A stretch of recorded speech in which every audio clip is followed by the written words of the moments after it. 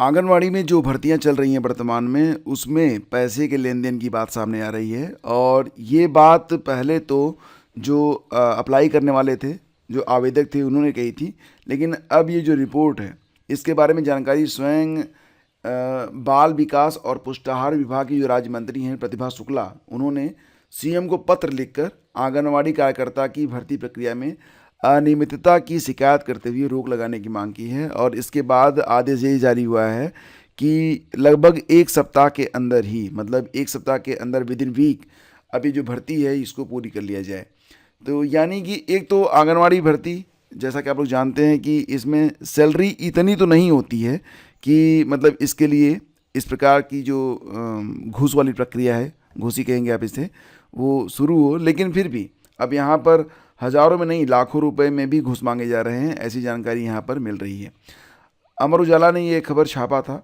इसके बाद अब आदेश ये जारी हुआ है कि पहले तो ये है कि बहुत ही क्लियर तरीके से ये भर्ती होनी चाहिए।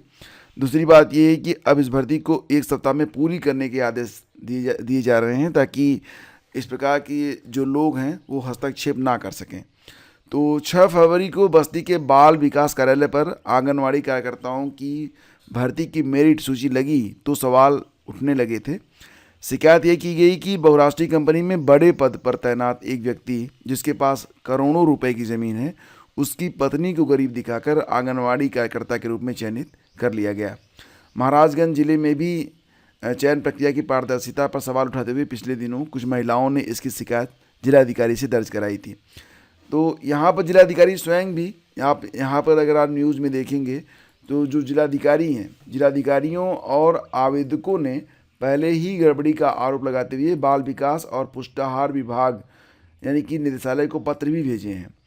अब ये जो मामला है ये किस प्रकार से आगे चलेगा पता नहीं, लेकिन अगर इस प्रकार के आरोप लग रहे हैं तो निश्चित रूप से ये बहुत ही दुखद है। सरकार को इस पर संज्ञान लेना चाहिए और इस पर एक बड़ी कार्रवाई भी होनी चाहिए। फिलहाल फ्रेंड्स आगे बढ़ते हैं और देखो यहाँ पर ना एक बड़ी डिमांड उठी है।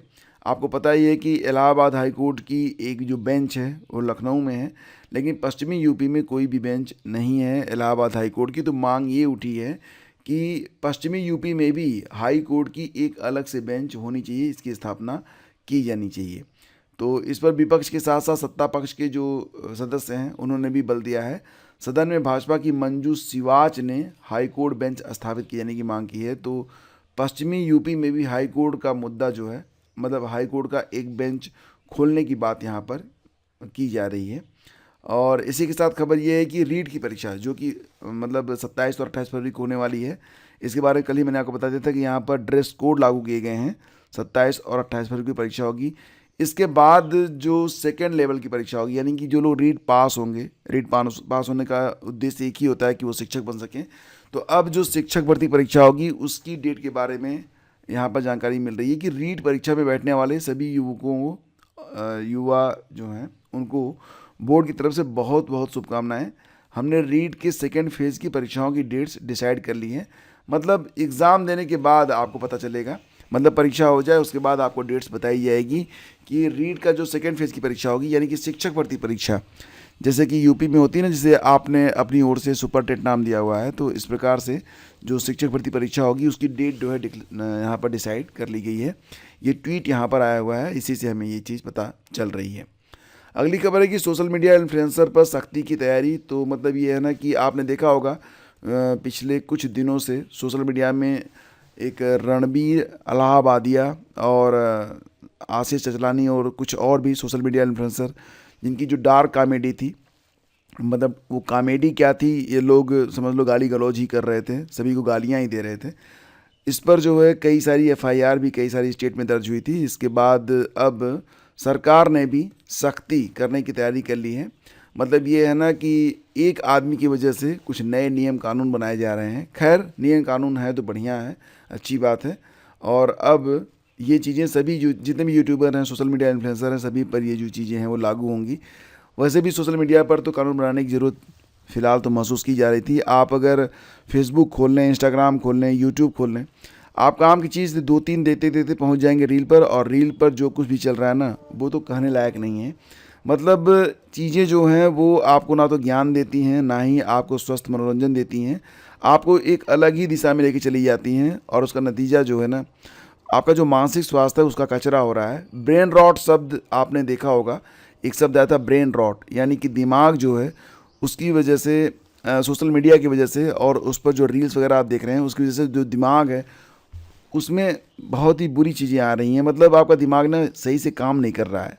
तो ये शब्द ऑक्सफोर्ड यूनिवर्सिटी ने घोषित भी किया था 2024 का, जो शब्द था ऑक्सफोर्ड यूनिवर्सिटी का वर्ड ऑफ द ईयर, वो ब्रेन रॉट ही बताया गया था।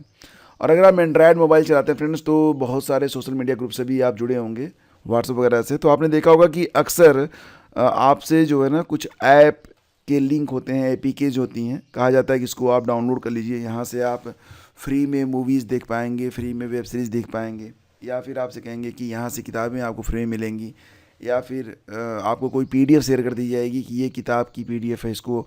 तो उसमें क्या होता है, उसमें ना एक तरीके से कुछ सॉफ्टवेयर पहले से रहते हैं, जैसे ही आप उसे ओपन करेंगे वो आपके मोबाइल फ़ोन में बिना आपकी परमिशन के इंस्टॉल हो जाते हैं, और फिर एक नए प्रकार का गेम स्टार्ट हो जाता है। कई बार रैंसमवेयर क्या होता है, मतलब फिरौती, मतलब इसमें यह होता है कि आपका जो मोबाइल फ़ोन होगा, आपका जो सिस्टम होगा वो हैक हो जाएगा पूरी तरह से, और फिर आपके पास मेल आएगा कि इतने पैसे दो तो हम तुम्हारा जो ये सॉफ्टवेयर है इसको फ्री करेंगे, इस तुम्हारा मोबाइल खोलेंगे, या फिर हो सकता है कि आपसे ये कहा जाए कि आप 1 रुपये ट्रांसफ़र कर दो बस, और 1 रुपये का ट्रांसफ़र करते ही आपका सारा खेल ख़त्म हो जाएगा, क्योंकि दूर बैठा हुआ कोई देख रहा है कि आपका जो मतलब बैंक का पासवर्ड वगैरह, यूज़र आईडी वगैरह है वो क्या है।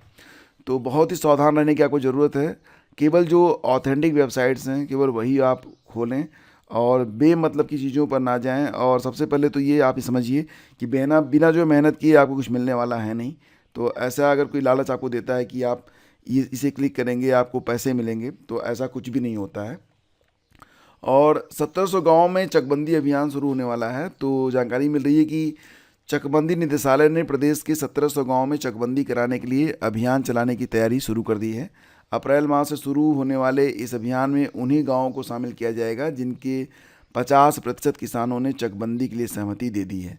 तो चकबंदी निदेशालय ने अपना अभियान को लेकर जिलाधिकारियों को समय रहते सारी तैयारियां करने के निर्देश दे दिए हैं, ताकि अभियान शुरू होने के बाद चकबंदी कार्य में कोई बाधा ना आए। तो 207 गाँवों की चकबंदी का कार्य पूरा किया जा चुका है जनवरी तक। अब जो है बाकी जो गांव हैं वो स्टार्ट होंगे, लेकिन चकबंदी वहीं पर हो रही है जहां के 50% किसानों ने अपनी सहमति दे दी है कि हाँ भाई चकबंदी होनी चाहिए। CUT PG की परीक्षा 13 मार्च से स्टार्ट हो रही है, और इसमें क्या होगा कि विश्वविद्यालयों में स्नातकोत्तर पाठ्यक्रमों में दाखिले के लिए common university entrance test CUET PG 2025 का आयोजन जो है 13 मार्च से शुरू होगा, 1 अप्रैल तक चलेगा। नेशनल टेस्टिंग एजेंसी ने परीक्षा का जो कार्यक्रम है वो जारी कर दिया है, और प्रतिदिन ये जो परीक्षा होगी ये कंप्यूटर बेस्ड रहेगी। 3 पालियों में परीक्षा होगी, और 15 मार्च को छुट्टी है, होली के दिन कोई परीक्षा नहीं होगी। NTA के मुताबिक पहली पाली में सुबह 9 बजे से 10:30 बजे तक, दूसरी पाली में दोपहर 12:30 बजे से 2 बजे तक, और तीसरी पाली में शाम 4 बजे से 5:30 बजे तक परीक्षा आयोजित की जाएगी। और हर पाली में परीक्षा की अवधि 90 मिनट रहेगी। पूरी परीक्षा कुल 43 पालियों में संपन्न होगी। परीक्षा के 10 दिन पहले शहर सूचना पर्ची जो है जारी कर दी जाएगी। तो ये सारी खबरें जो है ना ये आज के अखबारों में हैं, और बाकी न्यूज़ के लिए बने रहिए हमारे साथ। हम शीघ्र ही मिलते हैं आपसे एक नए वीडियो में। आज्ञा दीजिए, नमस्कार, जय हिंद। और हाँ फ्रेंड्स, अगर आपने अभी तक इस चैनल को सब्सक्राइब नहीं किया है, या फिर हमारा टेलीग्राम चैनल स्टडी विद ज्ञान प्रकाश को ज्वाइन नहीं किया है, तो पहले कमेंट में आपको लिंक मिल जाएगा, वहाँ पर क्लिक करके आप टेलीग्राम को ज्वाइन कर सकते हैं। धन्यवाद।